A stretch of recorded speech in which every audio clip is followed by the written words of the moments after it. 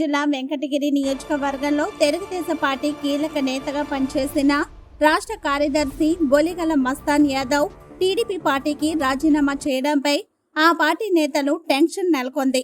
గత కొంతకాలంగా పార్టీ కోసం అహర్నిశలు కష్టపడిన బీసీ నేత డాక్టర్ బొలిగల మస్తాన్ యాదవ్ కు తెలుగుదేశం పార్టీ అధ్యక్షుడు చంద్రబాబు నాయుడు బీసీలకు పార్టీ టికెట్ ఇస్తామని చెప్పి ఇవ్వకపోవడంతో అసంతృప్తికి లోనై తెలుగుదేశం పార్టీకి రాజీనామా చేశారు.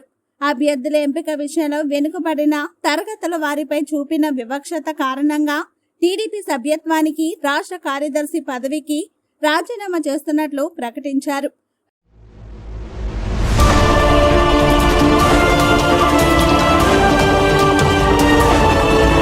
ప్రకటించిన వెంటనే వైసీపీ అధ్యక్షుడు జగన్మోహన్ రెడ్డి సమక్షంలో వైసీపీ తీర్థం పుచ్చుకున్న డాక్టర్ బొలిగల మస్తాన్ యాదవ్ బీసీలకు చేసిన అన్యాయం కారణంగా టీడీపీపై అసంతృప్తితోనే వైసీపీలో చేరినట్లు వెంకటగిరిలో చర్చ కొనసాగుతోంది.